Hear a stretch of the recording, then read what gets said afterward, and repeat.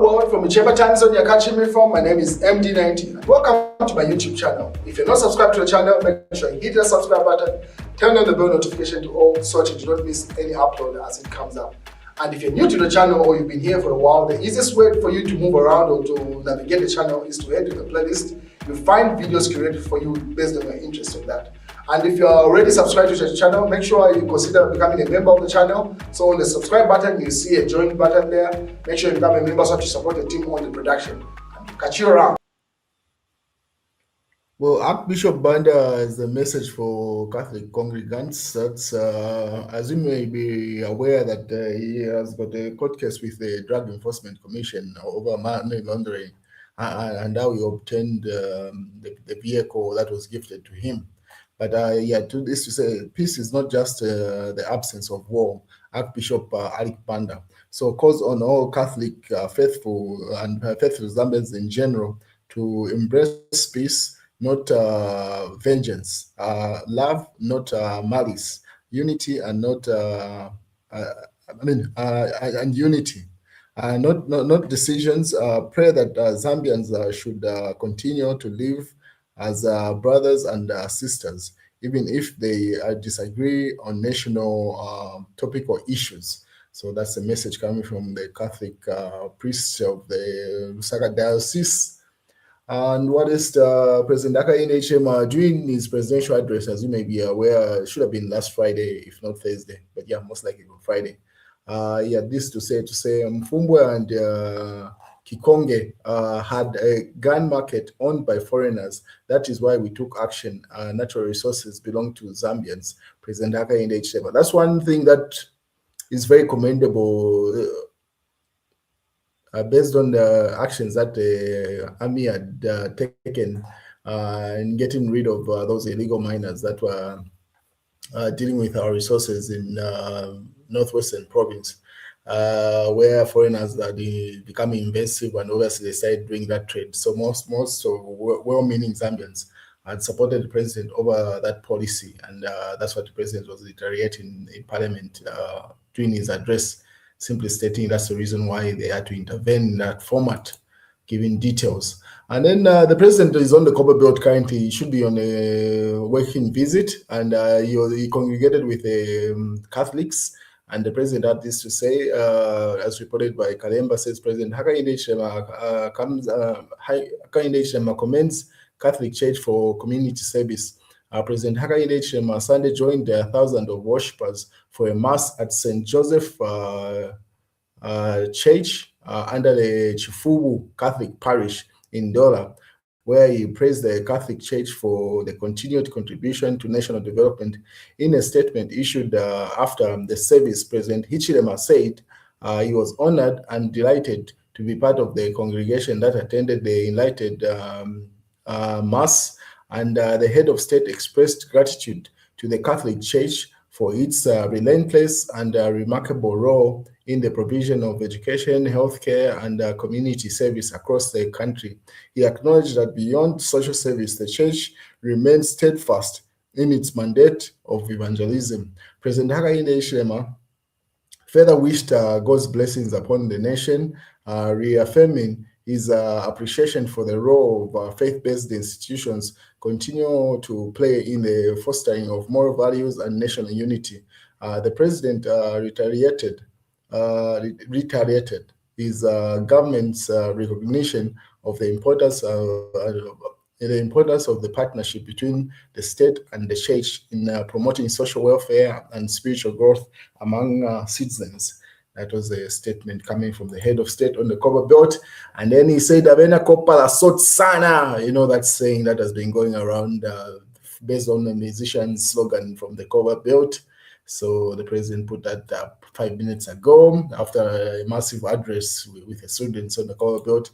And Tembo was not having it. So leader Tembo has criticized President Hakainde Hichilema's viral slogan, Sot Sana, which livened the head of state's visit, or which livened the head of state's visit on the Copper Belt earlier today, saying it sounds like a slogan for glue-sniffing junkies. That's according to Sean Tembo there, and that's the exact statement coming from Sean Tembo, saying "Sot Sana" sounds like a slogan for glue sniffing junkies. This is one part of Sean Tembo where he misses it. Like, I would get where one would want to be a critic of whatever the ruling government or the head of state does. Some of these things he should let slide, honestly. But anyway, one would also argue to say it's one way for him to keep relevant and stay in the nation's conversation. Because yes, the engagement on that particular post is higher than the other posts that he's put up. So maybe he's just doing it for engagement so that he can utilize the audience when he has something tangible to say. And then he goes further to say a slogan should have some progressive meaning, not just sloganizing for the sake of it. Anyways, the future is shown in Tembo, he says. So not everything in politics, all you have to do is garner the grassroots. So whatever it takes to energize the grassroots, that's what it wins an election at the end of the day. Votes are won based off emotions. It's very rare that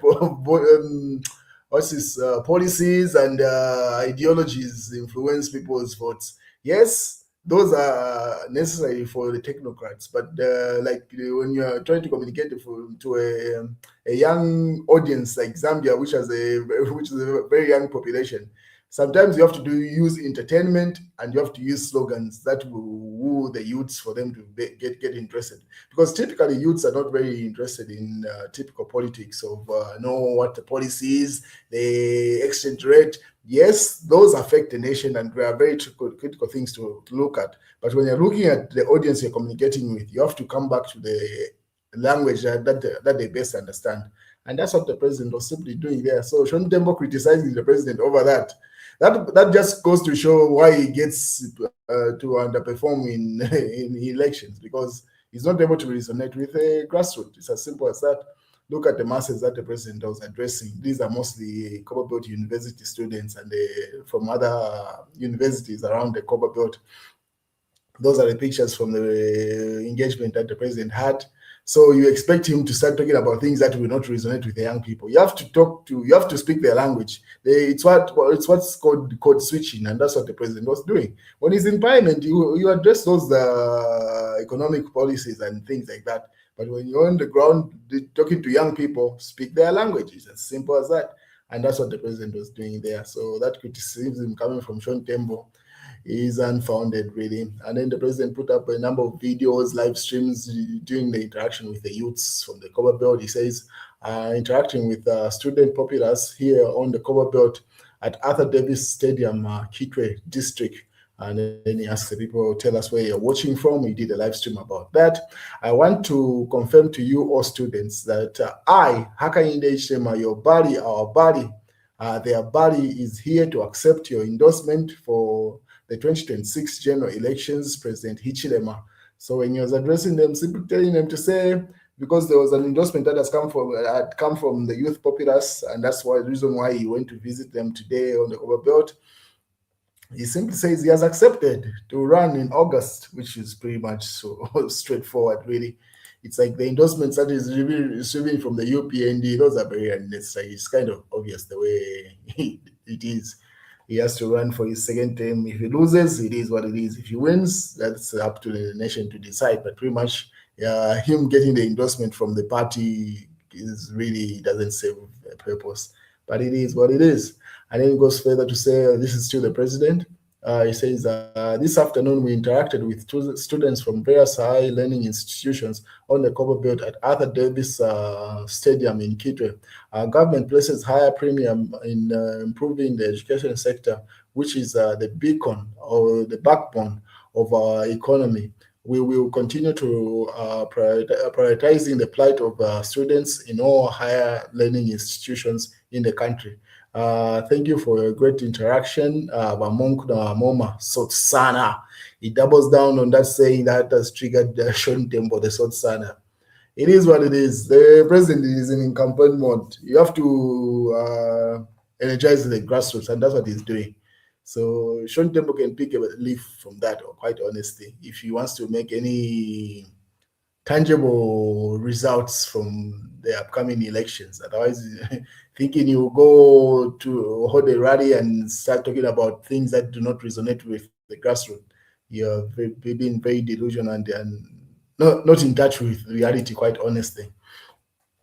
It is interesting, Madam Speaker, to see those who never supported Bill 7 now in the forefront, looking for new constituencies. Hakainde Hichilema speaking in Parliament. So one of the extracts from the address that the President had in Parliament, he simply says, the people that were criticizing Bill 7 now have gone back on the ground to try to find out which new constituencies are being created and if they can run in those constituencies. Because one thing that has become very abundantly clear is that most of the members of parliament from the ruling party, the UPND, especially in urban areas, they are not going to be adopted within the party because their popularity is blatantly clear to say they are very unpopular.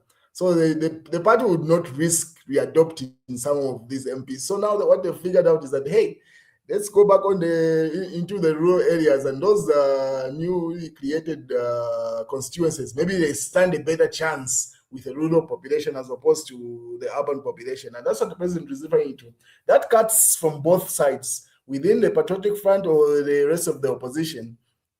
Those that few they don't stand a chance in their constituencies, they are going back in their constituencies and finding out if they have been broken up and if there is a new possibility to run where it's kind of easier as opposed to where they will not get the adoption. So that's what the president was referring to, because it's from this issue where even the recently fired Minister of Health was accused to say he had allegedly voted against Bill 7.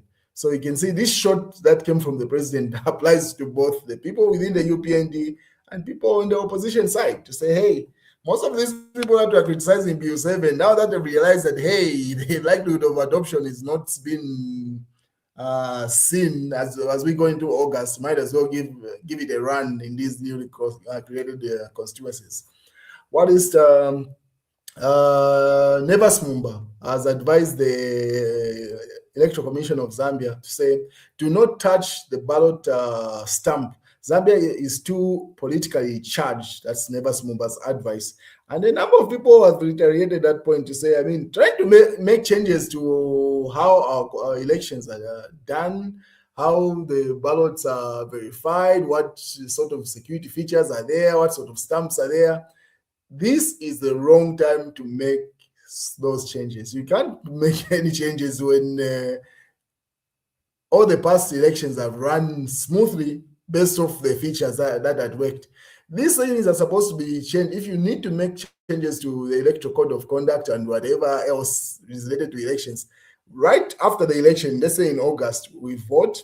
In August we vote, those are done and everybody is done.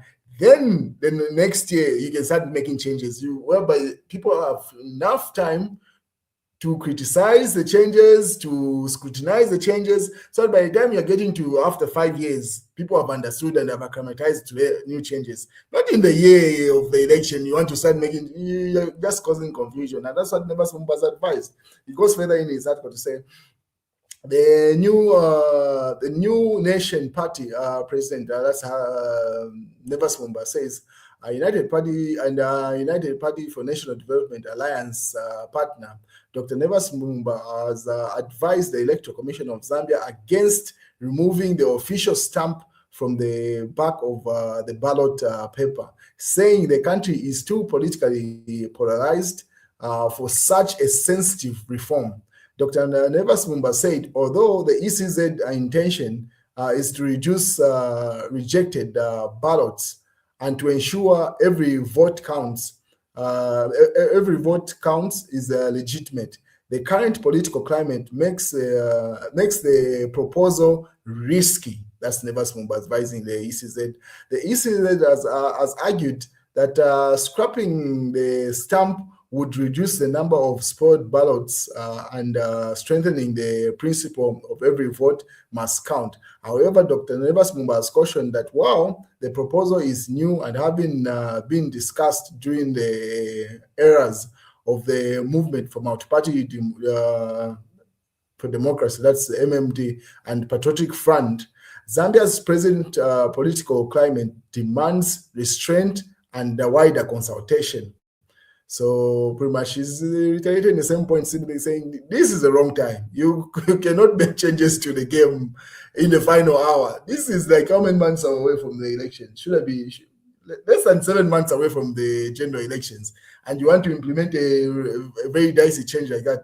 Wrong timing, wrong timing. The idea might be right.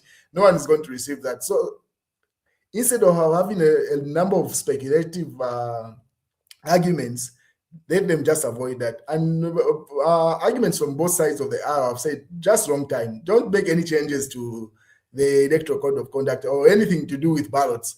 Let the playing field be the same as it's always been. If changes need to be made, let them be made after these general elections, not at the current position. It's as simple as that. One of the people that has agreed, he has even tagged the Electoral Commission of Zambia. That's George Mtonga, based in the US. That's a UPND supporter. He's been doing a fundraiser where he wants to come and campaign for the UPND and particularly President Hakainde Hichilema. And he has also said, everyone is saying don't touch it. It's as simple as it. It's quite blunt that you don't cause... this is very unnecessary. That's a shorthand of this conversation. It's very unnecessary. Whether you feel it's right, consider the other stakeholders. And everyone is saying, avoid it. This is a UPND person. He's simply saying, this is it.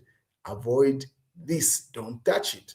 Anyway, let's wait and see the response that comes from ECZ on that matter.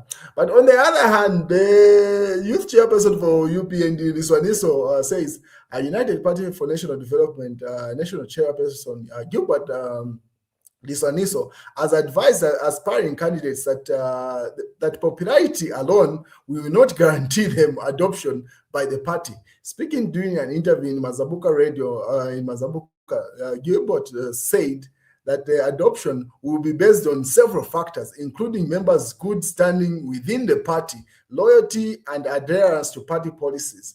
He emphasized that the UPND will not allow members who fail to secure adoption to stand as independent candidates. He has explained that many members have built their popularity through the party structures and support in their respective districts over the years.